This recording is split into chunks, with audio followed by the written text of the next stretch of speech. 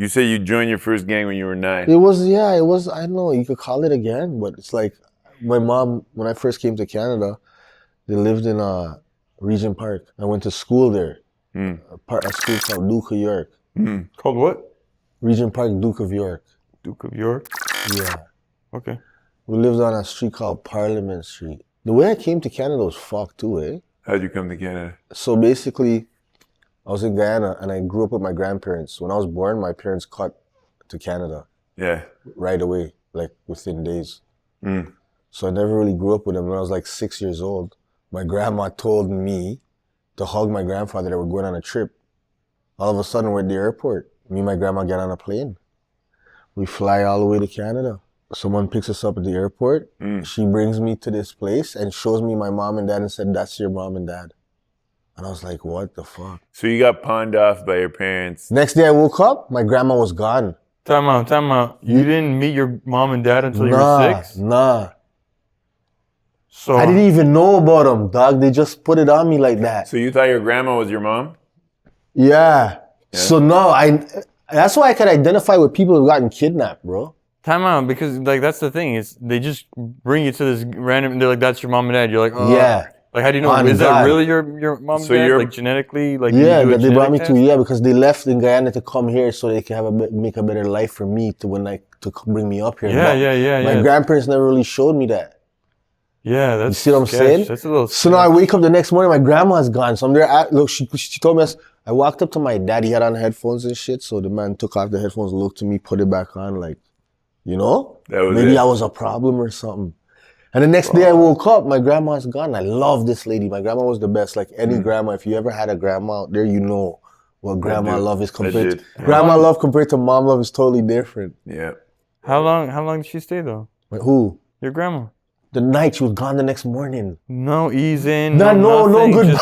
Bro, you got pawned off by your mom to your grandma for 6 years, then you got pawned off by grandma back to your mom 6 years later. And you didn't have any connection with them? Like your mom and your grandma? Strangers. Wow. So I had to get to know these people. But what sucked was my grandma was gone the next day when I woke up. They didn't even wake me up to say goodbye or nothing. Yeah. So my mom was like, yeah, I'm your mom. You know what I'm saying? Like, you're going to be living here now. Wow. This is where you're at. You know what I'm saying? Shit like that.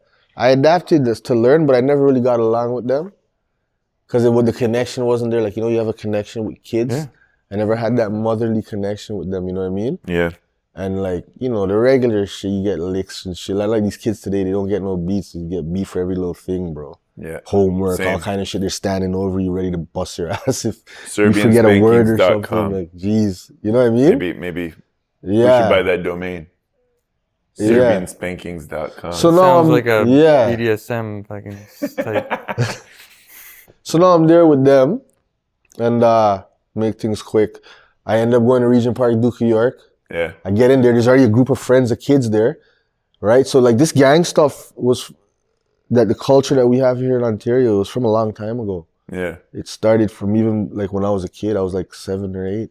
Yeah. And I got to the school and, you know, there was a group of kids there and the man's like, to be our group of friends, the only way you can become in this group of friends is to beat up one of us. And you got to beat the weakest one. And it was a kid named Joey. And I didn't really want to do it. I didn't want to beat up Joey. It was, so the leaders of this gang was a black kid named Anthony, Jamaican. Shout out to Anthony. If you see this, man, and because they'll know. And there was a little Vietnamese guy named Duong. Those were the leaders of that gang at years old. As an initiation, you had to beat up the Joey kid to join the gang. Had to beat Joey. And you liked Joey? Joey was cool. Fuck. So I beat Joey. Joey's like, why? I beat the hell out of Joey. You told me like you whispered in his ear as you like cracked him. Like, fam. You're like, sorry, bro. Like, yeah, man. Like I was apologizing to him while I was beating. Like, Joey, I don't even want to do this. It's like, fuck. Like, hectic. It was hectic. Story's not over, bro. And Duong, if you're out there and you know who you are, because you'll remember this story. I never lie. If I say anything on camera anywhere in this world, in this city, and you know me and you feel like that's wrong, you can check me. Toronto's that type of place. If you come out here and you talk shit and you lie, somebody will check you. You know what I'm saying? You'll get checked. Facts. But so Duong, after this is all done, shows up to my crib and I'm like, how are these 8-year-old guys so fucking organized? He shows up to my crib and rings the bell. My mom answers the door. Like, I just got up to this country, bro. Yeah. Hey, could your son come out to play? He just joined our gang yesterday. He said he just joined our gang. Duong, wherever you are, man, like holler at me, bro. I was wondering where you guys He's an were. executive Regent now. Park, Duong, Vietnamese. And Anthony, great. You guys remember Duke York? Grade 2, grade 1. Remember? Anyways, tells my mom that, bro. You know, I'm West Indian, right? She slammed the door in the man's face. Told him to get the hell away from this house. And then, you know what happened then, right? What the fuck do you, okay, you're 8, little Vietnamese kid rolls up to your house. They beat your ass. Motherfucker, bro. Welch. Shout out to my mom and them. But yeah, Welch, bro. She beat the shit out of me for doing that. You know what I'm saying? And I hung out there for a little while, and I lived there for a bit, and then we moved from there to Flemo. How was Oh Flemo? shit! And You then were after at Flemington Flemo, Park? yeah, I That's where lived we in- came when we came to Canada. Really? Yeah, yo. Don't lie, I was there from like 86 to like the Grenoble. 90s. I I went to Grenoble for Grenoble you. too. This is why, you see, this is why it's my guy right here. That's why, Grenoble. see?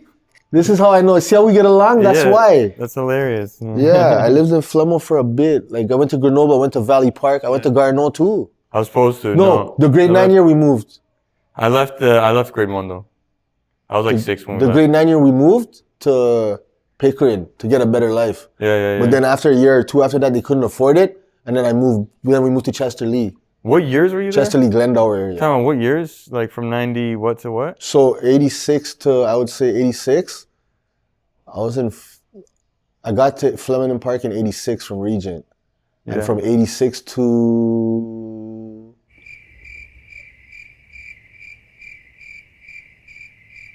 Like maybe even 96. That's when I left. 97. It was like So a you 10 guys maybe saw each I other. rubbed a good 10 years 97. in Flemo. You know, I still Sorry, talk to some of those 97. older guys, like, not the younger guys, because those guys are all into politics on every area. Yeah. But like all my friends as an OG that I grew up with from all these blocks that I just mentioned, I still talk to a lot of them. Yeah. They're out of the scenes. They're out of this bullshit. But a lot of us still are involved with this stuff, but not us. Like, I don't play around Talk with to us. us about the scene. What scenes did you get into? Growing up, Yeah. all kinds of shit, man. Yeah. I love basketball like you too. But you know, when you live in these hoods, I even ended up, and after Chester Lee, I moved to Rexdale for a while on my own. Like I left everything in Scarborough where it was. I lived in Scarborough I stayed in Scarborough for a couple years, and then I moved out to the west, bro. And I lived out there like by Humberline and Rexdale. So what were you doing for a living? For a living? Yeah. Yeah, you know how it is on the streets out here. I tried 1-2 jobs and it wasn't working out. Yeah. I did what kind of jobs, everybody. you know? My cousin did Factory shit and stupid okay. shit, like just where they Yeah. slave you. Yeah. And you're on, like, And it's you're a, like, fuck this shit, I gotta survive. dude, it's real slavery working in a warehouse job, Yeah. man. Like, the reason why I left the warehouse for the streets and I stayed in the streets so long is because that job lifestyle didn't work out. Like, okay, quick story. I went to this job. I was doing a warehouse job when I first started. I was like young, right? Real young, like teenager. I went like 18, 17. Started doing the job. There was a guy that was working there as a supervisor for like fucking 30 years. Yeah. Great supervisor. Yeah. Had the warehouse running amazingly. We were doing everything he told us he was doing. It was a good job. Then all of a sudden, they fired that guy and hired some guy who fresh out of college and university. The man was like 24, 25 to be the supervisor. Oh shit. And he just came right in like with this attitude like, I'm going to fix things around here. I used to drive like the forklift and shit them times. Yeah. I used to hang out with this older white lady at lunchtime named Kim. We used to smoke cigarettes together. Yeah. Kim was the shit. We talk about fucking Christmas and all the shit that we liked.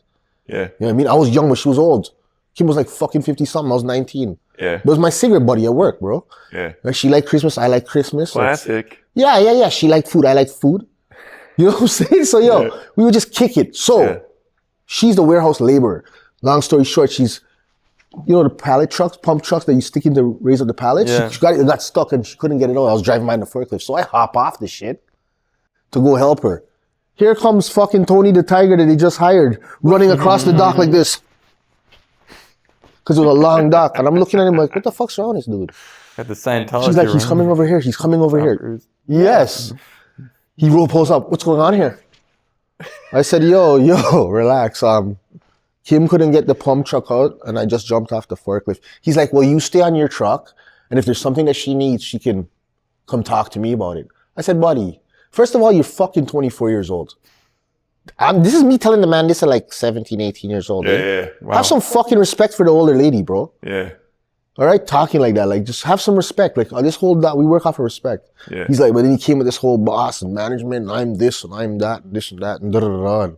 You know what I'm saying? And you're like, fuck this shit. And the I'm going to fucking the guy, streets. listen, when I was young, I was already in the street, brother. Yeah. I was just trying to work a job before. It wasn't like the job made me go to the streets. As a young nigga, I did stupid shit at 13, 14, 15, all over the streets. Dumb shit that I'll never talk about, right? Yeah. But fucking I'm there, bro. I'm there. Fucking the guy wants a new regime in the place. And the way I have that workplace, I have a bunch of niggas from Saga, a bunch of niggas from the hoods, a bunch of niggas from Brampton working there because I put on everybody. So like everybody that works there would beat him if I said so. We could all leave out this workplace. They were ready. It's just I was trying to get everybody. You were running a gangsters union. Pretty much, bro. I was trying to get people off the street, bro, and not go do the dumb shit. Yeah, no, 100%. Right? Because I saw it, I knew, but I grew up in this shit. I told you, look how my life grew, how I grew up in all these hoods, right? Yeah, bro. So I knew, but I saw the trap, I saw the fuckery. You know what ended up happening? We're out in the smoking section one day, and one of my little men them that were with me, that I put onto the job, was there. And he took his cigarette like we always do, and threw it on the floor. Because at the end of the shift, one of us will either pick it up or whatever, or the cleaning guy will pick it up. Here comes Mr. fucking, I can't say his name just in case he tries to sue me or shit, because he remembers his story fully well. Tony the Tiger. Yeah, Tony the Tiger fucking goes, hey, to my little man. And this little guy was a savage. Like, I made him take off his bandanas to come work with us and all kind of shit. Like, you know what I mean? He was a savage little guy. Yeah. Man threw his cigarette down. Fucking Tony the Tiger's like, hey, pick that up and put it in the thing. The man looks at him and says, who the fuck you talking to, bro? You know, Toronto man, kids are already like, you think you're sick? Yeah. You know, like that kind of talk to the man. Yeah. And my boy stepped up and the little man went like this, bro, to hit the fucking supervisor, bro. And I grabbed the youth's hand and I said, no, don't do that. Chill, don't do that. You know what I mean? The next day I got a fucking phone call from the fucking job agency. Oh yeah, DNR, you got DNR'd? And I was like, what's that? They're like, yeah, do not return ever, like to this place. I was like, oh, okay, yeah, no problem. You got DNR'd for that? Yeah. Because he's the broker with the pipeline of the workers. I'm always the broker. So the pipeline. Any job I've ever went to in this warehouse stuff, I fuck around. I walk right into the office. I walk up in management. I walk up in their office. If they have lunch and we don't, I take their food. That's why you and I are such close friends, because we're always looking to put people on and connect people and help people. I swear to God, the last workplace I worked at, I swear to God, you're all out there. You can attest. All you know, remember this. I worked with a bunch of Somalians that live by like Dixon Road. We worked in this big factory. And these people would treat us like different. You know what I'm saying? Like, we're different from them. And they would order Swiss chalet and all kinds of shit and have the food up in the office. My bro, I would walk up into the office, grab a fucking quarter chicken, put on my plate fries. Sometimes the bosses and management would come up and be like, what are you doing, Steve? I said, what do you mean, what am I doing? You have this shit right here in our face. Like, it's not fair, man. I had to order for the whole workplace or take your staff to Swiss chalet or I'm going to come in here every time and eat. And that's what I'll do every time they would order. I'll just go in there and eat off their shit. Wow. They ordered for anytime anything would go wrong in the workplace with any of the workers, I would make sure I'd tell management I'd be the go-between. Any workplace I work at, I'm the go-between between all the workers and these people. The brokers. Because my bro, if there's not somebody like me in a warehouse, on a workplace, or any of these slave-type environments, no disrespect to anybody that works in a warehouse, because I did it for a couple of years. It sucked, but I did it. I got lucky enough to find something better to do. You know what I mean? But these slave-type environments, it's just a dangerous... It's the reason why I even left the streets, other than the fact like, I told you they're trying to give me 10 years in prison. The reason why I left is because this whole internet stuff. Like even this here, like all these kind of stuff, like even though I've been out for years, a couple years, well out of the streets, bro. Yeah. You still got to watch what you say. 100%. Because the way things are looking these days, like things are getting brought up on people and all kinds of shit. Yeah, facts. And nobody's from our generation, we grew up in this out here, like living low key. Yeah. Even if you're doing the most gangster shit, shooting up blocks and shooting up everywhere and all kind of stuff Well, like that. our generation You still live low key, but now these guys shoot up the blocks or shoot up stuff or whatever, and they go right to the internet. They post it. They're dumb. And they're like incriminating. Gotcha, nigga. Like stuff that we would have never done. Yeah. You get what I'm saying? Like Facts. you don't have to, what they don't understand is you don't have to do that. Because we never had the internet growing up. We never had it like that. We never had all these apps that you could just go on and be like, haha. So you would hear about people like us. You would hear the nicknames. People be famous just from that. You know. Oh, you going over there? That's so-and-so's black. So-and-so and them are over there. Or oh, you heard what so-and-so and them did to so-and-so? Yeah, and that'll be all across the city. So I know personally you don't need internet for that. The biggest thing I think that caught my eye about you is like how much you've gone through and like what you had to do and the world you were in, and you still choose to be a happy, good-hearted person. Yeah. Everything that you've been through. You remember, like, yo, dude, remember Luke? R.I.P. to Luke. God rest his soul. Another security guard that we used to work at is like, it was me, you, Luke. Like, those are the times that, how long ago was that? Was that 10 years ago? No, it was like 6 years ago. Was it like 6, 7 years ago? 6, yeah.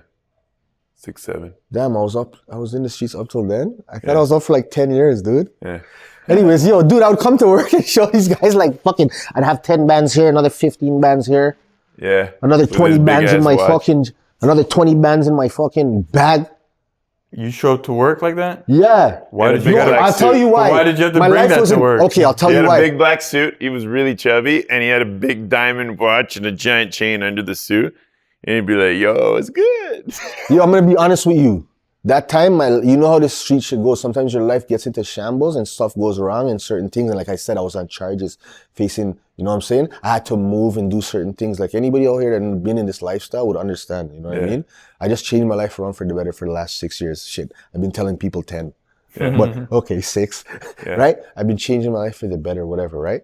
But if I didn't trust anybody at that time where I was in certain things. So like certain times I had money, and I didn't want to leave it at certain places. And I had other shit going on in storages that I just didn't want to go to get the rest of the money. But I always had money on me too because my lawyer was costing so much money, bro. Like that guy cost me almost 100. Like that guy cost me a lot of money. The end of the day, I still got what I walked free from that charge, and they realized I was innocent. Like Snoop Dogg. I was innocent. And then I just, kind of after that, I just said, yo, you know what, buddy?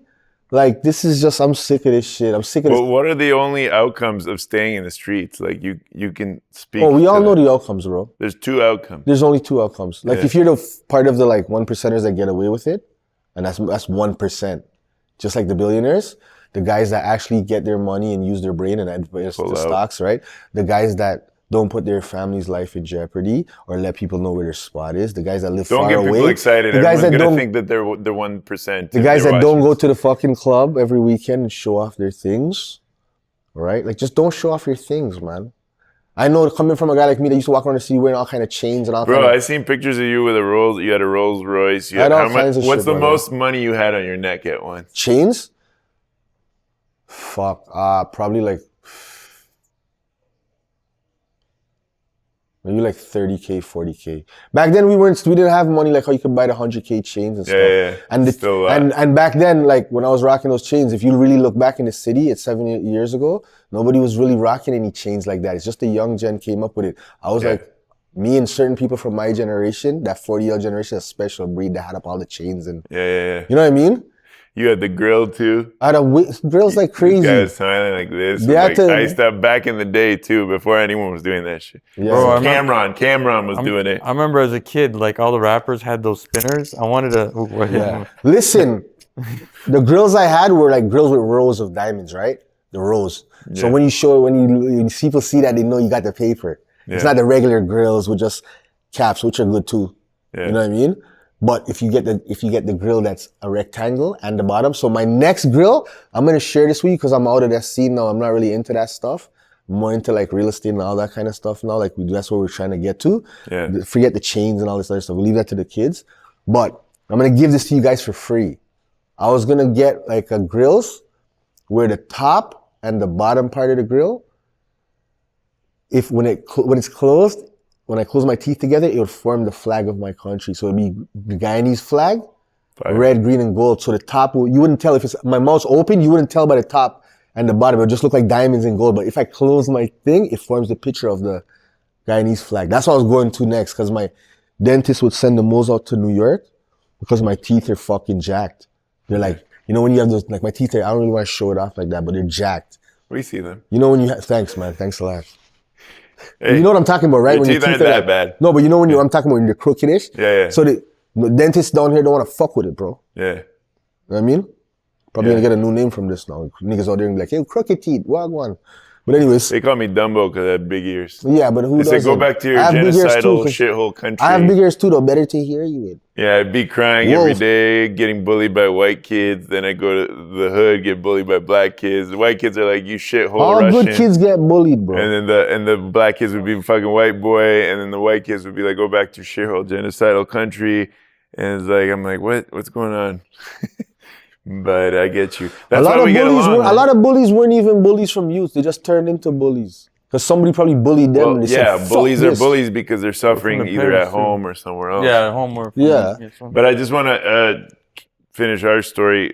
I got along with you because you've been through so much. You were in the streets and like you got out of that around the time that we were meeting. But like you were always a good-hearted person. He's one of the nicest human beings that I know. Yeah, thank you. Yeah, man. And we clicked because we're both immigrants. Well, you're the same way too, though. Yeah, we both grew up with You have a good heart. Yeah. You're kind, and that's why me and you clicked right away. And then we clicked because we were both rappers. You know, I started rapping, started going viral as a rapper. And you would be because I only did comedy shit. And you were the one who made me take it seriously because you're too talented to just do jokes. And I respect you for that, and I have a lot of love for you. You see, the thing is, same. You opened up my eyes that I don't have to just be in one lane. I could be in multiple lanes. And you've always been that friend that's always been motivating me and pushing me. And it's like an infectious, positive energy that you have. So like people know that right away when they meet you, and it's like that's why we grew to be like best friends. Yeah. I appreciate that, bro. We're out here doing our thing now. So, I appreciate that. Yeah, 100%. Of course, man. Yeah. I love your whole family, your mom, your sister, your dad. Likewise. This guy's dad's the man. Ned Toronto. Shout out to my Pops' channel, Ned Toronto. Go follow him. He's blowing up.